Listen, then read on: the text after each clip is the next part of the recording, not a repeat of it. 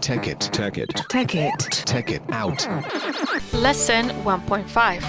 Add YouTube videos to your Google Forms. In this example, I'm going to add a video. It's going to ask me to look for the YouTube URL. This is the video that I want to add to the form. Select Share, and then get the Share URL. You can also copy the URL at the top. Return to my form, and then paste the URL.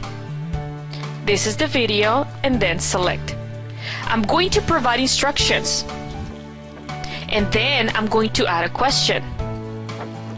I'm going to select Suggestions Add All, and then remove the maybe. I'm going to require this question as well. Now I have added a text question example, an image question example, and a video question example. Feel free to explore these and many options within Google Forms. Take it out.